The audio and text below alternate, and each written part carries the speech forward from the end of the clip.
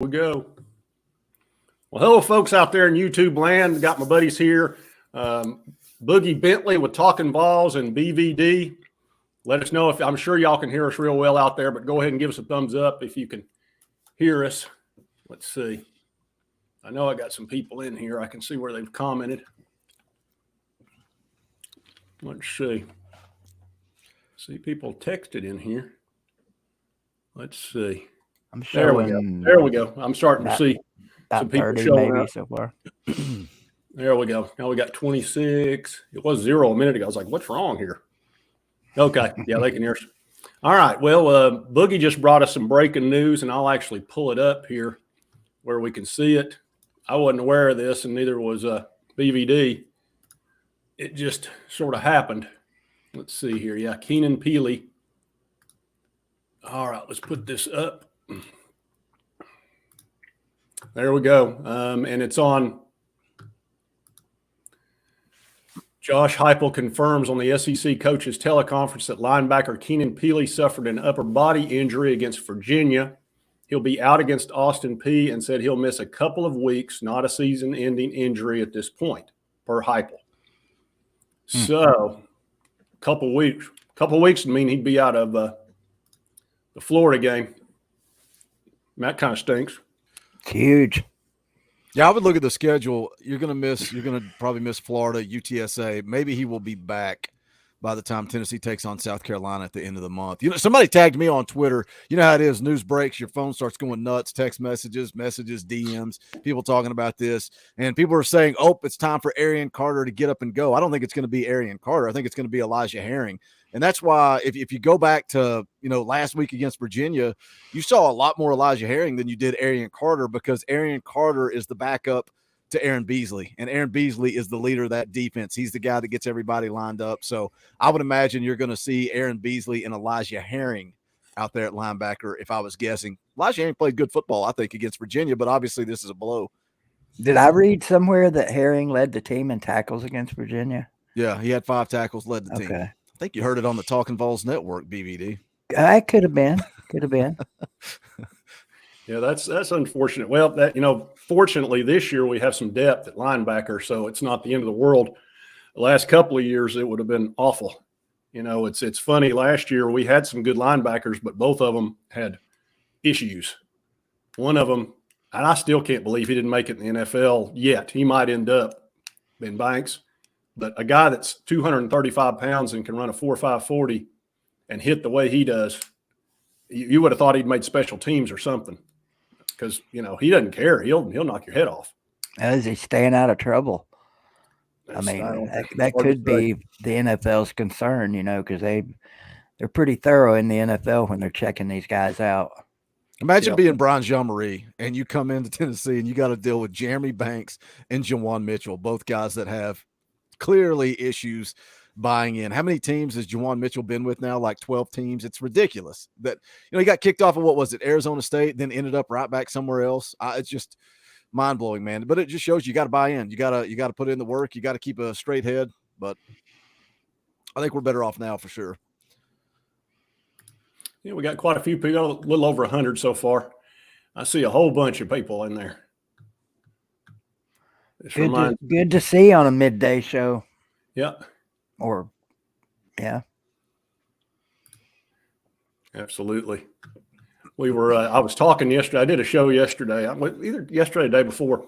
What do y'all think of the NCAA rules on this stopping the clock? You stop the clock on a first down, and now they're just running the clock, and we're getting anywhere from 12 to 14 less plays, so about 7% less football, but the games are the same damn length. What's going on with that? More commercials. It's just commercials. So It was all BS. That's how I feel about it. Yeah, it's all money. It's all about money, right? If we're going to shorten the game, but we're going to add more commercials, you're still going to be spending 4 hours watching the game. You're just watching less football. Look, we're not stupid. Money rules everything. I don't think this rule is going to affect us until we get into a situation like we had last year with Alabama. That would have been a prime example of how that, we would have been going into overtime last year with that game. Yeah, these I just wish they'd come out and just said the truth. Say, look, we need more money, or we want more money, so we're doing this, and your team will get more money. That I would have accepted that a lot better than being BS'd. So the only positive that might come out of it is we might get a game added at some point in the future, because then they can justify, well, it's become professional football anyway because they're getting paid. And they do, 17 games plus playoffs in the NFL, and we're doing 12 or 13. So we might end up adding a game just because they can justify it, because the guys, they're not getting hit as much. I mean, they're going to add a bunch of games. What are they expanding the playoff to? 12? Is that what they're expanding it to? Yeah. So how many games are you adding by doing that? So you're definitely getting more games, and that's why they want to expand the playoff. More money, more TV. Yeah. But I'm fine with more football. I just don't like the rule. But I'm with BBD. I don't think changing the rule, not stopping the clock, I don't think it's going to impact Tennessee. If anything, it's going to benefit Tennessee, because teams are going to be back against the wall. Tennessee comes out, starts fast. All of a sudden, you see teams last year, they have to go out and throw the football. And gosh, it's killing me because the South Carolina game is haunting me. It's the first one that comes up. But, look how many quarterbacks last year threw for big numbers, right? Oh, the most yardage in their career against Tennessee. Yeah, because they were playing from behind the whole game. They had to throw the football in order to keep up. And now they're going to have even less time to keep up with Tennessee. So you're going to see teams that have to throw early and often if Tennessee jumps out to a quick start, which we saw the opposite of that, right, against Virginia. They scored on the opening drive, and then it was kind of a drought till the end of the first half. Yeah, that concerns me a little. We were having a little bit of trouble with that, Joe, getting into a rhythm there at the first half. He had a little bit of trouble with that against Clemson too, and then second half he started balling out pretty well. And I was real happy to see him run the ball. That's what he needs to be, a dual threat guy. Yeah, I thought he looked quicker. People. I thought he looked. Did you guys think he looked quicker? Like the 17-yard run he had, I felt like he accelerated quicker. He's got some good top end speed, but I feel like he just got out of the pocket in a hurry and took off. But, I think it was in the video this morning. Man, I've had such a busy day. Made a video this morning, jumped on with Eric Kane and did Locked On Vols. Then we're jumping on here. Then I'll be live tonight. It's just all Tennessee, and it all blends together. But Joe doesn't have to do too much, man. You go out and run the football for 300 yards and you get the defensive performance that Tennessee got against Virginia.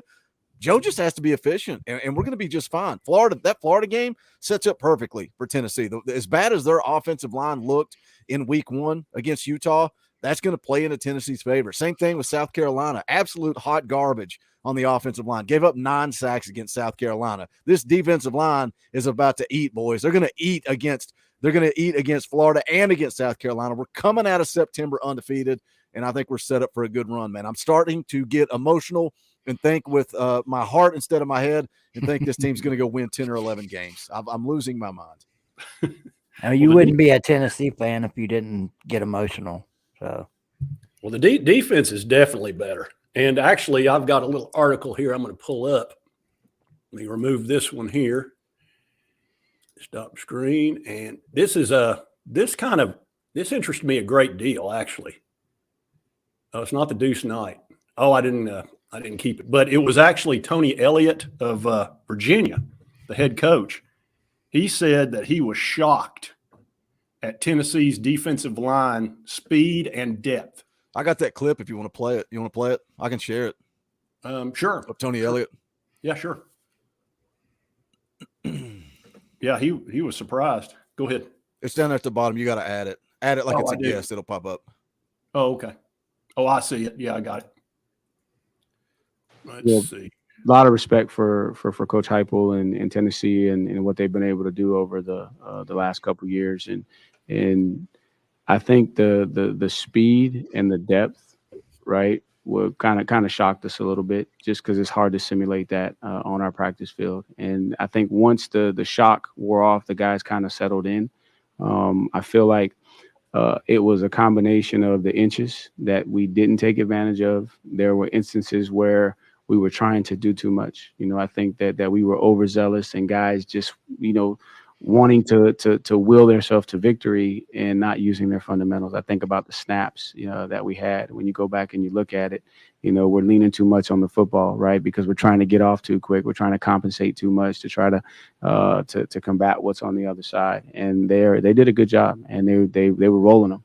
So they had a lot of depth, and so their depth was fresh. Whereas, our depth we didn't have depth to be able to roll in to combat it. So I think it was a combination of. Yeah, that's pretty strong there. Thank you for that. You're a dadgum StreamYard expert. You're still no. I was preparing my live stream for tonight. You're stealing all my content. I was. There you go. That was here we go. That's outstanding right there. Because look, this is a guy that was he wasn't the head coach. He was the offensive coordinator at Clemson. So he's used to, he understands talent. So for him to be shocked shocks me a little bit. That surprises me that he said that, 4 sacks, man. I'm telling you, we were coming off the edge hard, and I couldn't have been more pleased with James Pierce. Man, he looked fast. And just living in the backfield, right? Even when they didn't get home, they were penetrating. They were playing on the other side of the line of scrimmage, which impacts the run game, impacts the passing game. Yeah, I'm with you, man. We've been talking about since Heupel took over. Tennessee needs more depth. You got to close the talent gap with Georgia and Alabama, and it's so much talk and fluff, but it is important. And now you're seeing that talent gap start to close with the way they've recruited, particularly on the defensive line and what they've added at linebacker. It's not just high school recruiting. It's the transfer portal and adding a guy like Keenan Pili who comes in and he's all of a sudden a leader for your defense. So yeah, some legitimate depth, legitimate speed. Again, so much pressure on Joe. It's not necessarily Joe, man. This Joe just needs to go be Joe, and this defense is going to make Tennessee tough to beat. We know Josh Heupel is going to score points. We know that's what he does. And I love, everybody saying, "Oh, Tennessee's defense just needs to be efficient." And Heupel's like, "No, our defense is going to be elite. He wants an elite defense." Man, Tennessee's going to be nasty. They continue to recruit the way they recruit. Jay, do we have our guy? Like, Josh Heupel is our guy? Like, he's legit, right? I don't think we can question him at this point. I would not have any other coach. I mean, I'm not kidding. I don't want Saban. I don't want Dabo. I don't want any of them. You can have every one of them and put them on a Christmas tree as far as I'm concerned. I got no use for any of them. I'm all on Heupel here because what he's done is absolutely fantastic. I mean, to come into that mess that we had 3 straight coaches that couldn't do a dadgum thing with any of it.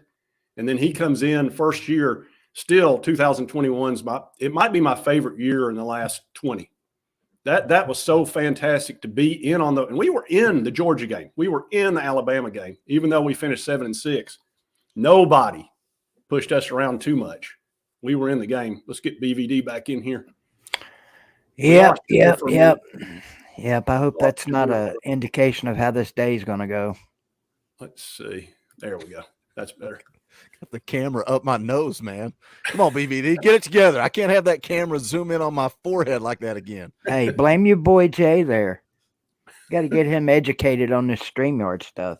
I'm a newbie on this, and I've got a head cold. That's why I told the guys, I said, y'all might have to do a little more talking.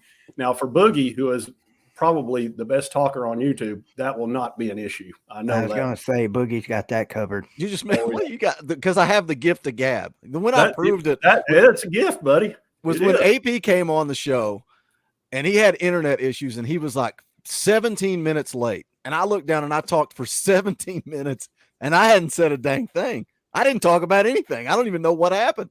Time just passed me by, but I'm glad I have the gift of gab. I can just talk. That's what You're a radio guy. You're an old school radio guy is what you remind me of. I told you you're kind of a Will West. I like Will West. He I didn't even know what Will West looked like till I saw him on Sports Source. He's a big old dude. I think he played offensive lineman or something. But man, he can. He's lost a lot of weight too, Jay. Has he? Yeah, I can tell you one thing. He's good on really the radio. Big. He's very good on the radio. Him and what's the guy's name? John. He's my favorite, and I can't even remember his last name. No. Does softball games. Oh, I can't remember his name either, but I know exactly who you're talking about. He's just the friendliest guy on radio. Yeah, he's quite good. So we've got let's see. We talked about Peay. The Tony Elliott thing, I'm still very surprised. That really makes me feel good. That Tony Elliott, that is outstanding. That's what I saw. But to have it confirmed by somebody at that level that has, had been surrounded by 5 stars. And then what about the Clemson game? I had to do a video on that Clemson game. That is the darndest football game I've ever seen. They literally fumbled the ball every time they got on the 1 yard line or inside the 10. They came up with new ways of screwing up. And it happened 4 times. Did either of you guys see that coming? Not all the turnovers, but just Clemson losing that game. Even if they lost by a point, I didn't see it coming. I didn't. No, that game shocked me, and the LSU game shocked me. I wasn't surprised that LSU lost. I just didn't think they'd get blown out the way they got blown out. Hey, did LSU quit? Did they quit? Maybe. I saw that second half. I mean, what was was it like 30-something to 7? The second half score, it was ridiculous. I can't remember the exact numbers. Yeah, they got blown out. Who's going to take over the West? People say Alabama's trending down. I'm starting to change my tune. I think Alabama's going to have a good year. Yeah. Who wins that Texas game this coming week? Alabama favored by a touchdown? I'm going with Bama. Simple fact that he's angry. Nick Saban's very angry this year. And when he's angry, that he's dangerous. I think they're going to be good this year. Well, not to mention the fact that they were 2 plays away from being in the playoffs last year. And the way they were playing at the end of the year, they may have won it. Yeah, if they beat LSU or they beat us, they're in. That's true, yeah. But he fired his offensive and defensive coordinators, went 10-2, could have been in the playoff like that. And that's Nick Saban. He doesn't give a crap. You either perform or you're out. He's a little bit heartless, but I think he's a lot heartless. 7 natties. He beat us 15 years in a row. He's a lot heartless. Yeah. It pains me to see Alabama good, but I just, unless something drastic happens with LSU, I don't see anybody in the West challenging Alabama now. Didn't LSU start slow last year, though, too? Yeah, they did. Fought back, So we'll see. But if Jay mentions them quitting, if they quit in week 1 in the second half, it's going to be a long season. For LSU. Brian Kelly kind of called him out. That's how I took his comments. He said, this isn't the team I thought I had. I think it was something, I don't remember the exact words, but it was something along those lines. And I took that as a coach saying, I'm a little shocked these guys didn't man up a little better, because all of a sudden they were slower. All of a sudden FSU was pushing them around, and they weren't in that first half at all. LSU was actually, I thought, the dominant team at first. By the second half, it looked like little sisters of the poor out there. And LSU will quit on you. I think they quit on us in the second half of last year. We got up on them, and I think they kind of dogged it. So I think not a good look. LSU's got a little bit of a history of that. When they're high, they'll knock you into tomorrow. But when they're not, they might quit. Just what we need, another Bama championship coming out of the West. Good chance of it, especially with LSU. I'd be okay playing them twice. Like Brad in the chat there saying they're going to lose to Texas, and that's their 3 losses. They're going to have 3 losses this year. Everybody acts like Bama's done because of 3 losses. And it's like, man, remember when we would have given our leg to have a 3-loss season, and now here we are. But I don't know. I hope they botch the hire once Saban retires and rides off into the sunset, and we turn the thing back around. But I think Heupel can turn some streaks around, man. It's going to be tough going on the road to play them, though. They're going to have that one circled on the calendar for sure. Oh yeah, they're very angry down there. They got it's the revenge tour, same as we are about South Carolina. Mm-hmm. I've been watching some of these Alabama YouTubers. They're very angry that game, and we've been trumpeting. And I've been as bad as anybody about running my mouth about it, because we've had a whole year of bragging. So they're tired of it. So I think they're waiting for us down there. Well, they can stay tired of it, because that's what we do. And that's what we're going to continue to do when we kick their hind ends again this year. We could beat them. We could beat them. Why not? Like Boogie's been saying all offseason, why not us? Yeah. Why not now? Why not us? Why not now? The reason I started that narrative last year, Jay, what was your prediction for last year? What did you think Tennessee's record was going to be going into the season? 9-3, and I was optimistic at 9-3. Yeah. I thought that was optimistic, and I actually did a video on it. And I went down the whole thing, and I had us losing to LSU, Alabama, and Georgia. And we were going to win every other game. What about you, BBD? What was your prediction going into last year? I want to say a very, very optimistic and not even realistic 10-2, because I think I was still in my trash talking day mode when I used to come on here every preseason and say, "Oh, we're gonna win them all," knowing that we weren't. I think I was still kind of in that mode. I didn't become a believer until we beat Alabama last year. Yeah. It took me that long to buy in. I had them at 8-4, and a lot of people had them at 8-4. A lot of people in the media had them at 8-4. And Tennessee goes out and wins 11. Why not? If they can do it when everybody's predicting them to win 8 games, they can go win 11. Why not freaking go win 10 or 11 this year, right? I know most people have them anywhere from 8-4 to the really optimistic sunshine pumpers have them at 10-2 this year. Most people have them at 9-3. But why not, man? Why not? Did anybody think Tennessee was going to beat Alabama? Did anybody think Tennessee was going to go down to Death Valley and not just beat them, but freaking embarrass them? Tennessee did some special things last year, and I know a lot of that was on the back of Hendon Hooker. But like I said, top of this live stream, when you got the defense, when you can run the football, you don't need Hendon Hooker. You just need Joe Milton to go out and be efficient, and you can play with anybody in the country. This defense is something special, boys. It is something special this year. And if you got that defense, you can go win some ball games. We only gave up 100 yards in passing and 100 yards in rushing, and we wouldn't have given up that had we not put in the substitutes in the second half when we went up 35-3. Because they started running the ball against us and they were moving the ball. I said, "What's going on here?" And then I noticed it was a bunch of backups. So, they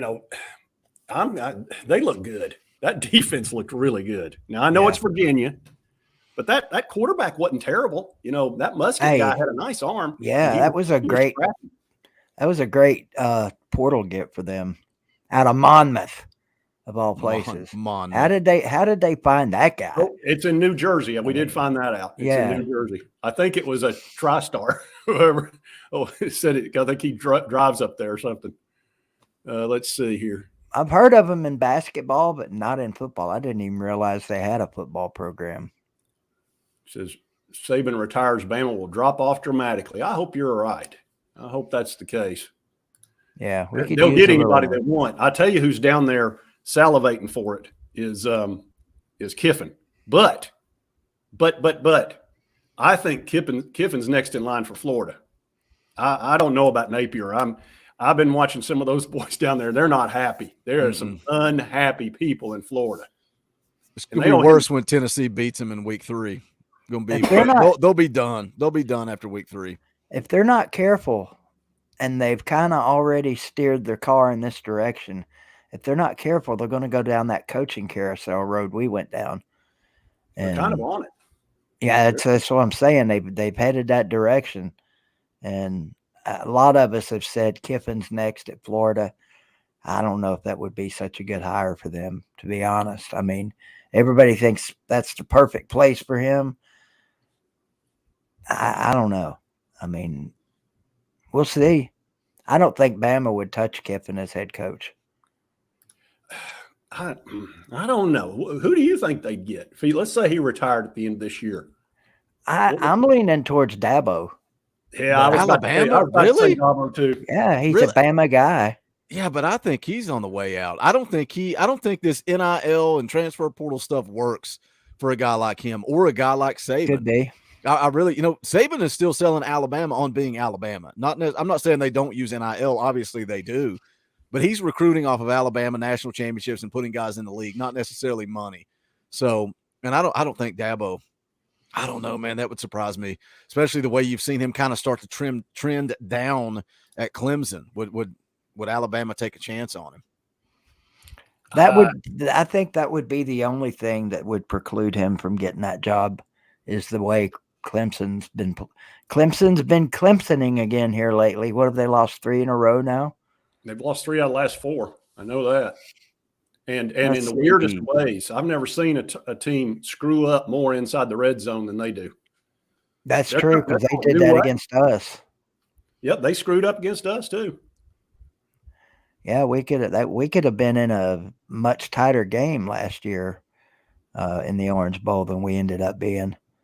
That was what touchdown game in the third quarter? Yeah, Klubnik's he's talented, but he's making a lot of freshman mistakes. You know, this is only his third game. He's played 3 games.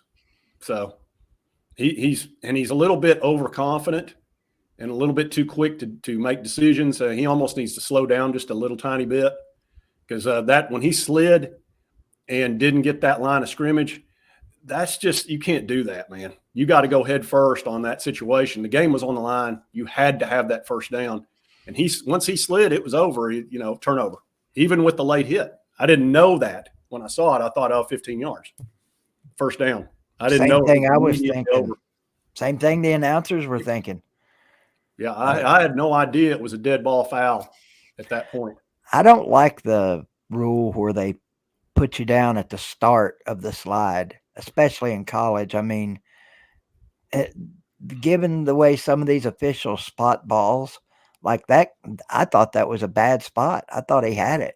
It's for safety. It's totally for safety. That way they can tell the defense, once he starts sliding, you don't have to worry about him anymore.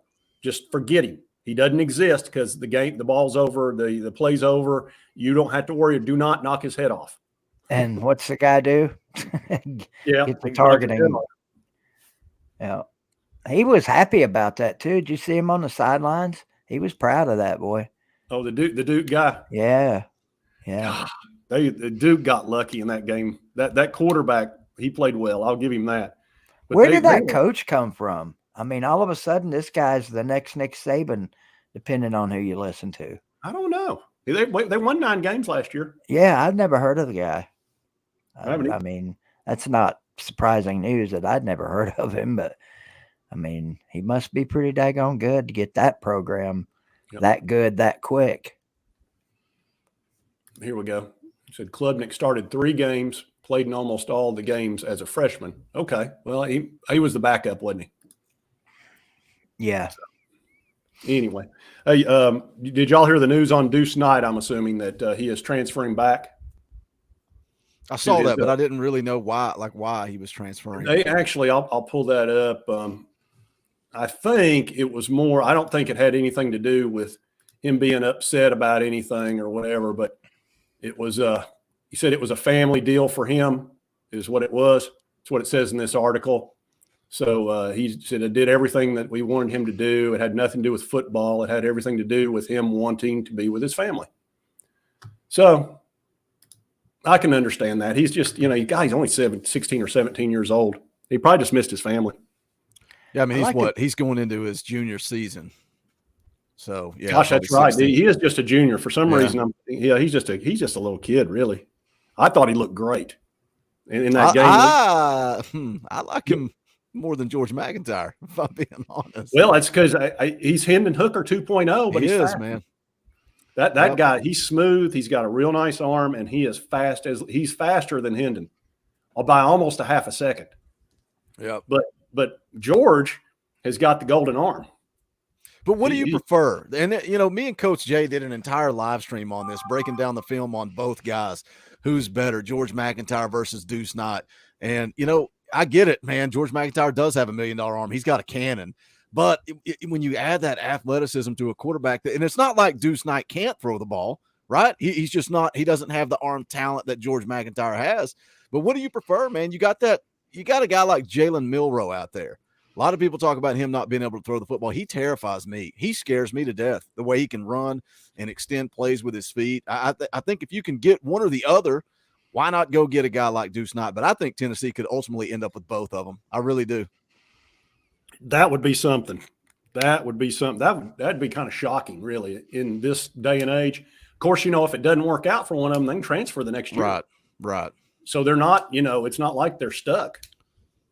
And actually, now that you mention that, it is possible. I take that back. It is possible with the transfer portal.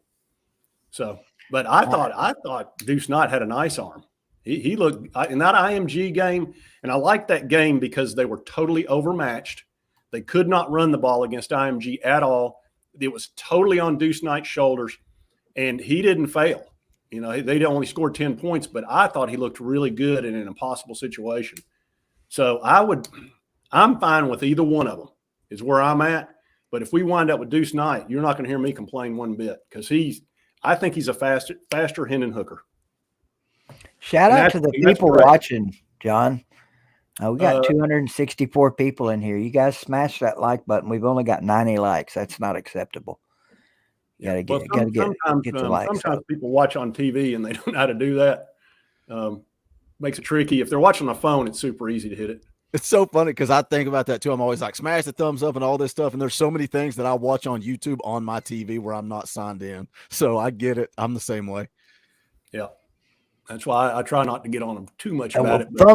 Thumbs up or not, 272 people in here. That's great, I think, for a midday show. Yeah, we haven't talked about Merklinger. Old Jake Merklinger. I tell you what, that guy's a baller. And I'm ticked that he dropped. They had him like 60th, and now he's like 140th or something. And I'm going, they hadn't even played a game. Yeah. At the time that happened. So I think he'll pop back up. That guy's got some serious skill.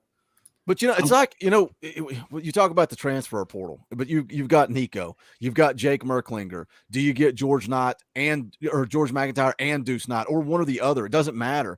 And I get it. It is 2023 and guys are going to transfer out, and that's perfectly fine, right? Because if a guy transfers out like Taven Jackson's a solid quarterback. I hate that we lost the guy, but he transferred out because we out-recruited him. We got Nico in the boat, and he wasn't going to start over Nico. He knew that, so he went elsewhere. But the beautiful thing is we got the better of the two. Who's better, Taven Jackson or Nico Iamaleava? Nico's better, and that's who we kept on campus. Same thing with McIntyre and Knight. Who's better? We're going to find out if we get both guys. Who's better, Merklinger, Knight, McIntyre? Who cares? We'll find out on the practice field, and we'll keep the better one, and the one that's not as good can go elsewhere. That's the beautiful thing about being where Tennessee's at right now. It's the same thing with the edge position and talking about guys like Tyler Barron and James Pierce out there making plays. All we talked about was Joshua Josephs all offseason. Who's the guy out there making plays on Saturday? James Pierce. Let the best man win. Everybody else can transfer out, and I don't really care. I'm gonna go with whoever's in orange. Is this going to become a problem at Tennessee, though, keeping a really good, solid backup? Because everywhere. Because of the problem everywhere. Well, I mean, especially at Tennessee, I think because of everybody knows what a quarterback whisperer Heupel in his system is or seems to be. And you get guys like, if you get a guy like Nico every 2 or 3 years, nobody else, I'm not going to say he's not going to want to come here. But if they get here and see that they can't compete like Taven, boom, they're gone. And you're right, it's going to be a problem everywhere, but I don't care about everywhere. I care about Tennessee. We got to keep 2 to 3 good quarterbacks on the practice field at all times. I think it's going to be hard. I think you're always going to have the guy, and then you're going to have the guy in waiting, and then you're going to end up with a Gaston Moore that's he is what he is. Let's call it what it is. He's not quarterback. He's not his at height. Central Florida, maybe.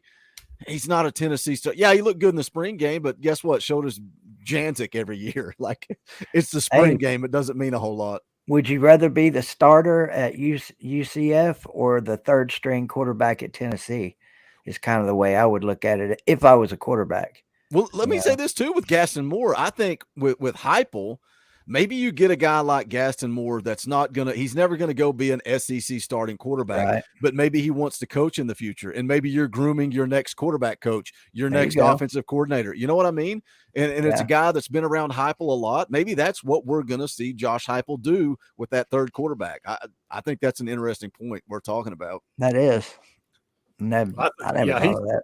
Don't you? I would think that Gaston Moore's probably got a pretty decent little NIL deal set up for him, I would think. I'd be surprised if he didn't, because he's valuable. You need a good third string guy that's solid. He's not a world beater or anything, but he's a guy that if you put in there, you wouldn't go, oh my God, we're doomed. Right. I wouldn't feel that way at all. So, but he's not a Nico. Nico's a unique situation. We got the number 1 player in the country. He's intimidating to the other quarterbacks out there. So I think he's scaring off a little bit. That's why I was glad to get Merklinger. I think really 2025 is where you're going to get your next 5-star or your next killer, because you don't want to go. It's hard to go right behind Nico. He just looks, I don't know. That boy's got some magic there now. He's generational. He's a generational talent. He is. Yeah. He looks outstanding to me. He just got that the way he moves in the pocket, that elusiveness, Yeah. and then the arm talent. Just need about 10 or 15 more pounds on him. Well, he's put on some weight. I think he's put on about what, 15? Man, he has put on weight. And we were having this conversation on Talkin Vawls on a stream, and Dauber said something about his size. And I just Googled Joe Milton and Nico. Actually, let me just do it again because it's the same conversation that we were having. I Googled Joe Milton and Nico. Boom. Let me hit it. Let's pull up the first picture we see. Let me grab it here. This is the first picture that pops up when I put it in here. All right. Let me click on this. Let me scroll down. Man, why am I having so? Why is everything a living hell? Why is it all a living hell? Let me share my screen here. All right, Jay, let's see where'd it go. See, sometimes you guys think I'm a professional, but not always. All right, put that up there on the screen. All right. So Joe's a monster, right? Joe is so huge, and Nico's tiny. Nico needs to add weight. I know Joe's bigger. Nico's a pretty big kid, man. He's a pretty big kid for a true freshman. Yeah, I don't think he is as small as people think. Look at this one. Look at that picture right there. Look at the size right beside Joe. Looks pretty dang big in that picture. He's added some weight. Yeah, I just think it's interesting. He's probably put on 15 pounds, I would think. He came in skinny at like 190, 195, and I think he's at like 210 now. And, you know, the other thing is he's 6'6". So that's going to make him look a little skinny because he is so tall. But, man, what an advantage to be six. And he moves well. He doesn't move like he's 6'6". He moves like he's 6'2". That's a huge advantage to be that tall and still be able to move because those linemen are huge, and you need to be able to see over them. I like his pocket awareness. We saw a little bit of it Saturday against Virginia. Way stepped up in the pocket. I want to see a full half from Nico on Saturday. When would you put him in the game? 28-0, 35-0? Like, I want to see more of the young guys against Austin Peay. I think you could have seen more of them against Virginia, and we didn't really see that. I want to see more of them on Saturday. It's a glorified scrimmage coming up against Austin Peay. I think we should go ahead. Halftime. That's the simplest answer for me. Halftime. I think start of the second half, you bring those guys in. I'm with you. I'd like to see a complete half. I'll bet you anything he brings him in after the first drive of the second half. I'll bet you Joe starts the first drive of the second because I know how Heupel thinks. Why? That's when he likes to What's the point of that? They were having this exact conversation on VolQuest this week. Why is that? Like, why is it a thing that you go into the locker room and then you come out and you make adjustments? Why is that even a thing, BVD? Like, why is that? You got me, man. I mean, to me, it's a waste of a series for the backup. It's a coach thing. It's a coach thing. He wants to make those adjustments and then let him go out and do what I think it's more a coach thing. He's like, I want to make sure that he's grasping the changes that I just made. Now go out there and show me. And now I'll go sit down. That's what I think it is. It's not the score. Right. Yeah, it's not the score, but it's just comical. It's like, are you really going to be changing that much against Austin Peay going out the second to the third quarter? It's coaches are, man, they're weird. You know, they have their little things that they do, and they're not going to change because it works for them. You know, and the thing about Heupel, I promise you, he's extremely confident in what he's doing. I know how those very successful quarterbacks think. They believe, even if it's not true, they believe it. And a lot of times in sports, that can get you through. Even if you're not good enough, if you believe you are, he's a confident dude. So, I can get you through a lot of situations in life. I've had friends in the past that took jobs they knew nothing about, but they got in there, they paid attention to what was going on, and next thing you know, they're managers or, you know, they're running the joint. And you're right. I believe that wholeheartedly. If you believe you're great at something, you are. I love this. I love the stories of Heupel back in his playing days. And there were so many, comparisons to last year, what Tennessee did and what Heupel did. They were 7-5 when Heupel his first year. Then they came back the next year, won a national championship. And they talked about the offseason. Heupel telling those guys, we're going to win a natty this year. And they're like, oh, okay. Yeah, man. That's like me telling you guys, hey, we're the Tennessee Trinity. We're going to do this crossover. And we're going to have 8 million people watching us live every single Wednesday at noon. And you guys are like, yeah, okay. Yeah, go Boogie. We're with you, buddy. And y'all are both thinking this guy's a freaking idiot. But here I am believing. And I'm like, no, we're going to put in the work. We're going to build this thing together. That's the way Heupel is. He believes it, man. It's like the conversation with Hendon. Yeah, I'm going to come back next year. All right, well, let's go to Atlanta. You don't think he believed that? He believed every word in that sentence. Josh Heupel thinks they're going to win a national championship this year. We can sit here and speculate and say 9-3, 10-2. Josh Heupel's goal is to go to Atlanta, win the SEC, go win a national championship, and he believes that they can. And I think the players are buying in and believing that they can. How well does that translate? And I hate that I'm even bringing this up, but we might as well talk about it because it's a story in college football right now. How much of that's played into what's going on out in Colorado right now? A lot of it. A lot. Yeah. Yeah. You don't think Deion's confident in himself and his team? You know he is. Yeah. And his players are buying in too. They love it. They love that inner confidence and that outer they love it. And us against the world, right? Mm-hmm. Nobody believes that we're going to have this success. Nobody. Only us. There's something to be said about us against the world. That people, man, it makes you put in the work. Like nothing sparks me to work harder at YouTube than somebody telling me that I can't do it. I'm not good enough. That freaking lights a fire under me to get up early, put the work in, pump out the content because I love being doubted. You don't think that's what's going on in Colorado? Us against the world, baby. Let's go. Yeah, he's by the way, you suck at this YouTube gig, by the way, Boogie. And you're soft. You'll never make a fire. I've already got a fire under me, baby. I've already been motivated for 2023. Let's go. Let's not forget Jay's not going to make it either. I mean, he's only got 10,000 subs in 12 months. Congrats, brother. 10,000. When did awesome. you hit that? Within the last week or two? It was actually I thought it was going to take a couple of weeks, but in this season. But once the season kicks off, it's like everything breaks loose. So I had a couple of good days there with the subs, and all of a sudden it hit 10. But I'd been kind of complaining about it to you guys earlier on in off season. It's like, man, I can't get any subs. But once the season started and once the recruiting there at the end, we picked up a few recruits that seemed to help it. So. You're always questioning yourself. Everything you like put out a video, it's like, this is going to be a hot one, man. This is going to take off. And then you see that 10 out of 10. It's like, here we go. And then you put out another video and it skyrockets. It's the beautiful thing though. Love the grind, man. Love the grind. Yeah. It's almost like fishing. You put that line out there and you don't know if you're going to, it's going to catch. Are they going to bite? Are they going to bite? Yeah. Yeah. And there's, you guys are doing great. Both of you. I'm Boogie, I saw you hit 22. Be a part of this. I did. I saw it on Twitter. I think that was last week. Yeah. And BVD hit 10,000 before. God, when did you hit 10,000, BVD? It's been a few years ago. That was like the right before I got sick, started getting sick, and but look, let's be real. You guys put in the work. We're just talking about putting in the work.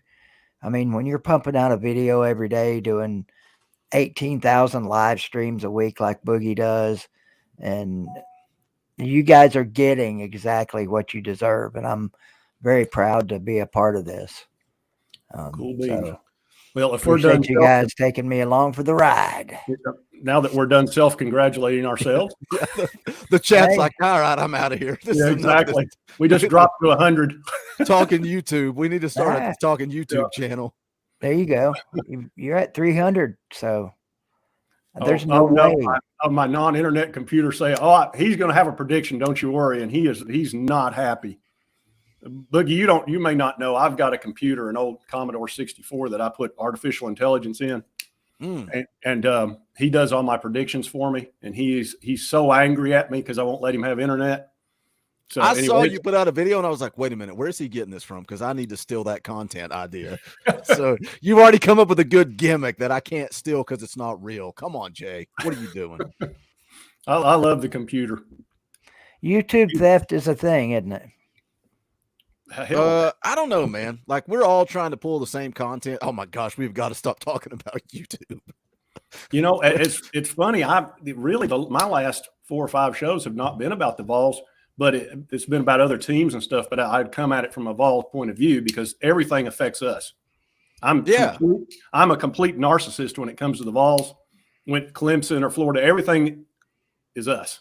It's a ball. Yeah, but that's good content. Like I started doing that last year, like emotional reactions to the SEC, right?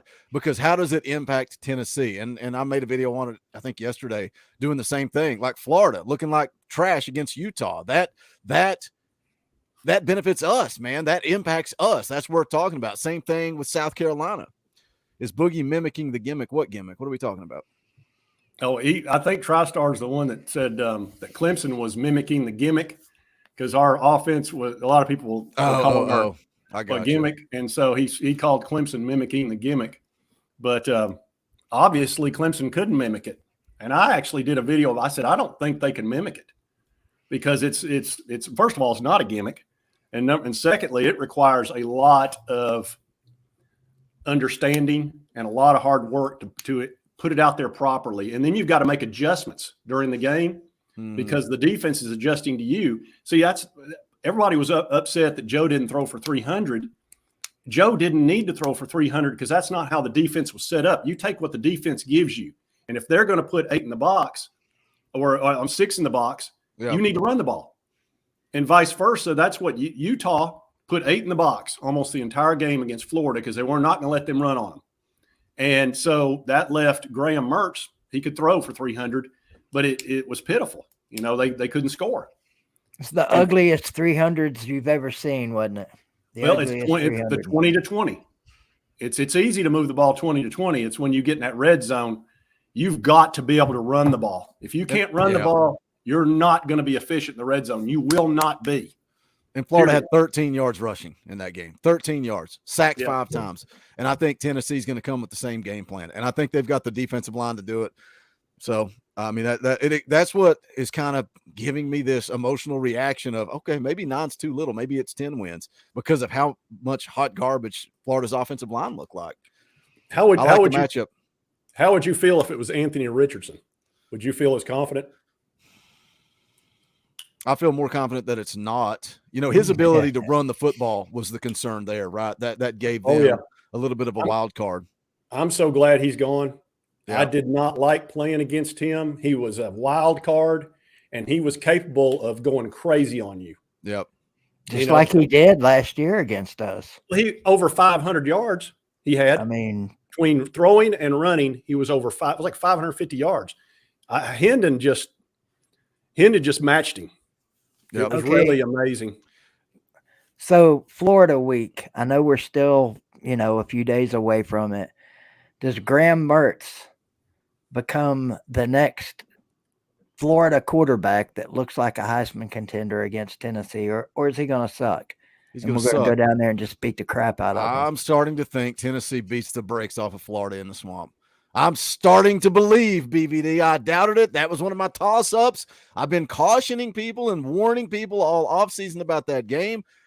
I know it was Utah. That's what, it was Utah. They're a tougher opponent. You played Virginia. All that's fine and true. I just like the matchup. We have not seen a Tennessee defense look like this in a long, long time. And it's like Jay said, why do you need to throw the ball when you can run for 300, right? Yeah. The defense is part of that too, man. Who's got the best running back room in the SEC? The Vols. What is this? Hey, haven't you heard Alabama's going to go back to the old ways and rush for 400 yards a game and just curb stomp everybody with their powerful running game? How great was Jalen Wright on Saturday? Man, his patience, the way he hit the holes, got north and south, he looked so good. I know everybody's talking about Dylan Sampson and his fantasy points that he put up, but Jalen Wright's a dog, man. It's funny. Jalen almost did it a little bit quietly because I thought that Dylan had the better game until I saw the stats. And I was like, holy crap. It's like, no. Every time Wright touched the ball, it was 10 yards. It's 10 yards every time. He was outstanding. He really was. And that's not taking anything away from Dylan Sampson. He's a solid. That's the thing. Tennessee's got 3 legitimate dudes that could play on any team in the SEC, to answer BBD's question. And what about Cam Seldon? Like, we barely saw him. His future is extremely bright. So look ahead to 2024. Jabari Small's going to be gone. You're still bringing back Jalen Wright, Dylan Sampson, and now Cam Seldon's going to be going into his 2nd year at Tennessee. Running back room's ready to go, boys. So is the wide receiver room. We got a freaking stockpile of quarterbacks lining up to come play at Tennessee. The future's bright. It is bright. It is our time. Tennessee's back. We had the conversation last year. Are we back? Are we not back? Have we arrived? All the nonsense. They're back, man. They're back. Josh Heupel's a dude. Yeah, the offense, and I'm so pleased. I was concerned about the offensive line recruiting until this year, in the last couple of months, and we've knocked it out of the park with some of these big time 4-stars. That was my only concern about the offenses. Will the offensive linemen want to play in this system? Yeah, and obviously they're fine with it, or we wouldn't be getting these big time recruits. And still got a shot at another one. You could add Jordan Seaton. You got another one out there that Tennessee's working, trying to get him on. I think he's trying to get him here for UTSA, I believe. He's like a top 50 player. He would be the highest graded offensive lineman in the class if Tennessee can get him in the boat. Yeah, that'd be something. I almost wonder, God, we've got, 4 or 5 now in that class? That's pretty strong. Now, I know we're going to have a bunch of guys that will either graduate or could graduate, because we do have some of those COVID years left. So we're going to need some replacements in there. And we might even have to do transfer portal just to have somebody ready to go like we did with John Campbell. But that offensive line is important. And I feel really good about it now because of the class we've got coming in. I think they're going to definitely have to hit the portal on the offensive line and interior of the defensive line, I think. Because you can't just rely on freshmen. Like, you can't bring in freshmen and just say, oh, we're going to plug these 4 dudes in and we're going to be fine. They're going to have to hit the portal. But this coaching staff has had success in the portal, so I trust that they'll still have that. But what do you guys think, too, about Josh Heupel's offense? I think you can almost kind of not completely mask, but kind of mask your offensive line because of the way everything's all spread out and the way they run this offense. I think you can kind of mask some inefficiencies on the offensive line. We were talking about Andrej Karic earlier this week on my channel, and I didn't think he played that bad of a game. PFF graded him at like 40. It was awful. But Kaner told me this morning that they actually changed that grade and bumped him up to like a 60. But if Andrej Karic played that bad on Saturday, we would all be talking about him, right? It's just like a corner. If a corner plays bad, we're all going to be talking about him all week long because you see it all day long. But if they play efficient, nobody's talking about him on the next day. Yeah. I didn't notice that he did anything terrible. I didn't see anything in the offensive line that upset me. Not at all. So I'm not surprised they changed that grade, because you'd have thought we'd have had to give up 3 or 4 sacks and couldn't run the ball if you've got a guy graded that low. So, I mean, I know you guys wanted.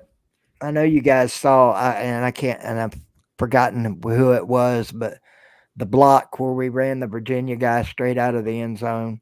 Yes, I was surprised we didn't get a penalty for that. Yeah, that was great. So that was one of my plays of the day. Yeah, he did the blind side to him. Yeah, He ored him. Yep. Yeah, definitely. I'd like to see more of that. Maybe not so far out of bounds, but I think we'll see Cooper in the Florida game. I don't think we'll see him against Austin Peay, if we see him at all, until after the Florida game, because you don't want to stick a guy out there if he's not ready. What would you guys had Ollie Lane out there running at center, and I thought Ollie Lane played a good game. I don't think he missed a beat, skipped a beat. I don't know how sayings go, always mess him up. I love the talk of Cooper Mays basically encouraging Ollie and saying, just go be yourself, man. Go play football. You're an upperclassman. But you also saw Dane Davis at center. What about sliding Ollie Lane to left guard if Andrej Karic isn't good enough and letting Dane Davis run center? That's a definite possibility. I wouldn't mind having another backup ready to go at center, because now, that's such an important position, man. It is.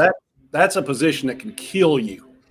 I mean, especially just as much as we're in the shotgun, if he starts, having a freak out on you, you can it could be a nightmare. Plus, in this offense, going quick, and you're trying to get guys lined up, make the calls. That's all on the center in this offense. Oh yeah, center's the one position on the team where you don't hear anything about it until it's gone bad.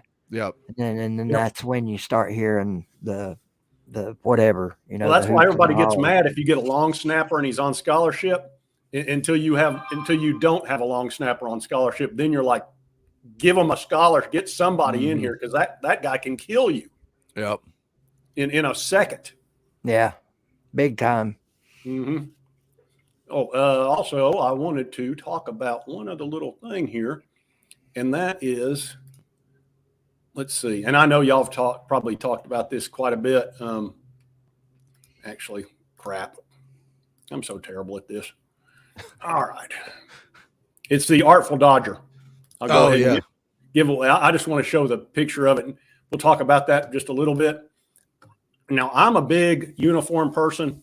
I like the different uniforms. I think it's exciting and fun, especially for the recruits to see that. I think it helps you with recruiting. Mm-hmm. So I'm a smoky gray. I like the Halloween out. I like it all. I like the traditional. What's y'all's opinion on it? Love it. I mean, we were talking about this for a little while last night, Boogie and I, about how clean the smoky gray helmets are. But you don't really see it on TV. You got to get up close to those helmets to see how beautiful they are. But I think out of all the alternate uniforms, I like this one. I've always wanted us to put more orange in our road uniforms. Like, it would make me happy if we went back to the days like this where you had the white with the orange on the shoulder pads. I don't think they're ever going to do it. But I love this. My favorite's the dark mode. I love the black. That was super fun. I love the dark mode. The best thing they did was getting rid of the white helmets with the dark uniforms. Remember when we had the Halloween uniforms against South Carolina back in, 2009, when we killed them? Kiffin surprised everybody with the black uniforms after warm-ups. They looked great, but they looked horrible with those white helmets. So I'm a fan. Wasn't that a deal? Wasn't that a deal with Kiffin? It was like last minute that I don't think they could get black helmets or something. There was some type of issue with it because it was all a last minute deal that Kiffin tried to pull off. Yeah. I love these because I love those throwbacks when Eric Ainge and Brent Schaefer were the quarterbacks. I love those alternate uniforms. And when I first saw these on the shelf, I was like, those look awful. Those look terrible. But when they released the pictures of Joe, I love these uniforms. I love the white outlines around the numbers. I love the silver face mask. I think they look clean. And the fact that it's been 51 years since Condridge Holloway became the first starting black quarterback in the SEC. What a perfect time to roll them out. I love it. I'm with you, though, Jay. I love every alternate uniform. Yeah. I wouldn't say I was a fan. I loved watching Oregon back in the day with Chip Kelly. When they went fast, they had 8,000 uniforms. The kids loved it. And now Tennessee's kind of become that team. And I like it because the kids like it. Well, you can tell right there that Joe loves it. Yeah. Okay, you're not going to sit there and do all that. And when a kid feels cool, he can play cool. It matters. It you really look good. does. You feel good. You feel good. You play good. That's how it is. I'm with you, Boogie, and I didn't really even notice it at first. I like the white outline. Yep. You guys remember the old road uniforms back when Schuler was quarterback? That they had orange, and then they had orange outline around the orange numbers on the road uniforms. Those were great. I like the black outline. I like the black outline around the numbers on the road. I hated that one. Did you really? I liked it, man. I liked it. I was being hard-headed back then. I'm old school, blah, blah, blah, Oh man, old man yells at clouds. I've adopted the whole alternate uniform thing. There's the old outfit with Condridge. You can see where they were going with it. That's so 70s. I love the throwback stuff, though. I do too. I always like it when the NFL brings out those uniforms from 1912 or whatever. That's always a lot of fun. Let's see if they got any other pictures. Yeah, there's just all kinds of different looks. Look at that. Cool. That face mask is different, isn't it? It's silver. That's what I just said. Are you listening? Well, no, I heard you, but I mean, on his helmet, it looks weird the way it kind of goes way back. Yeah. I'm using my mouse and pointing at the screen that you all can't see, but boy, I know one thing. If I was playing any position out there, that face shield they've got over their eyes, I would always have that on, man, because you can get poked in the eye out there, and it can be awful, especially at quarterback. They're coming in there trying to sack you, and they're coming at you with like that. I don't know why they all don't wear that. Well, there's a reason that there's an old saying about getting poked in the eye in the pile, because it's a thing, you know. Yeah. Get us back in there. But anyway, I just like that. I think it's something to talk about, get people excited, gets the players excited, gets the announcers something to get excited about. I mean, it's all part of it. Clearly, I like alternate uniforms. I got every possible helmet back here behind me. Absolutely. I loved it when the Smoky Grays came out. I know some people didn't, but I loved it. I thought that helmet looks so clean. Like I tried to show it on camera because they've actually got it on this, but I mean, you just can't, it doesn't do it justice. But like all that little detail, I love it. That's my favorite helmet, man. Well, we're kind of we're the shiny new thing out there in college football right now, and everybody knows it. And if you'll notice, a lot of the people that were saying it's a gimmick, they're coming around. They're coming around. It's respect. It's like, dang, they just keep doing it, man. They just keep doing it. And then you see a team like Clemson, who's supposedly going to try to do it too, and they go out there and they lay an egg and score 7 points. I mean, can you imagine a Josh Heupel offense scoring 7 points against Duke? Yeah. No. Well, I can imagine him scoring 47. That can happen to anybody when you turn the freaking ball over every time. Well, they did the goal line. They did screw up. I couldn't believe that. I mean, that just blew my mind every single time, you know. Even when they tried to just run it up the middle, something weird would happen. That big I can't remember his last name, starts with an M. He's about 230 pounds. They've got 2 great running backs, by the way. He just suddenly that ball popped out and went up in the air, and dude picks it up and goes 60 yards.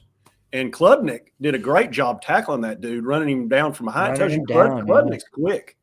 That guy's got some speed, because I thought for sure that he was like a safety. He'd be gone. And Klubnik tracked him down, got him at the 40, and then they went in and scored anyway. Maffa. Yeah, Maffa's his name. That guy's a beast. He kind of he looks a little bit like Keith, that big Keith guy we got. Kind of runs like him too. All right, guys, we're right at an hour. I think that's what we had agreed we were going to do, like 1 hour, I think. And my voice held up, so I'm happy. Y'all helped me on that, though. That's a win. That's a win. Yeah. But hopefully everybody enjoyed the show. I came in with a few notes, but I knew it wouldn't be an issue with us. We just go and fly through it because we all seem to know it pretty well. Y'all got anything to say? I was going to tell Boogie, you know, you ended up the lucky one. You know how you and I were talking the other day saying, how'd you get lucky and get the Florida game? You got the Florida game, bro. No, you're before the Florida game, though. No, I thought you were talking about after. Oh, because that's when we really want to talk about Florida, is after we beat them down. I thought you sat down and tracked out the whole schedule and you're going to tell me that I got all the good ones. No, we were laughing about the rotation because I was like, man, we kind of screwed Jay because you're sandwiched in between Virginia and Austin Peay, but it's all going to work itself out as the he did as the season goes on. Oh, I'm perfectly happy where I'm at. It's not an issue, I promise you. If we can get anywhere in the ballpark of 100 people next week, I will be shocked. We'll do it. So it's on you guys that are watching. You got to follow us around all year. Yeah, Wednesday at noon on BVD's channel. Same show, only we'll be talking heavy Florida. Woo-hoo-hoo. Man, that's the game. That game right there. It's the most important game of the year for me because just how my personal animosity towards Florida. I have a legitimate sports hatred. It's not a real hatred, but it's a sports hatred of Florida. And I know yours is Georgia. Say it's real, because mine's real. I hate every single Georgia fan walking this earth. Even my youth pastor at church can't stand him because he's a Georgia fan. BVD, is yours Alabama, BVD?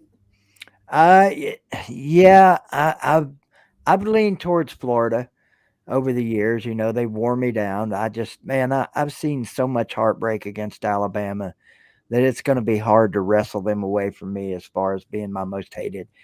I hate them worse than I hate the Yankees. And that takes a lot of hate for me. I mean, all right, and it's not a sports hate. I actually hate Alabama. I don't even like the state. Smells like hot dog water as soon as you cross the line. I mean, All right, folks. Check us out next week on BVD's channel, 12 o'clock Wednesday. We're going to do this all over again. We'll be heavily discussing Florida. Guys, appreciate you being on the show, and we will see you next time on the BVD channel this next time. that's right. This is Sports Talk Jay and Talkin Vawls. See you next time.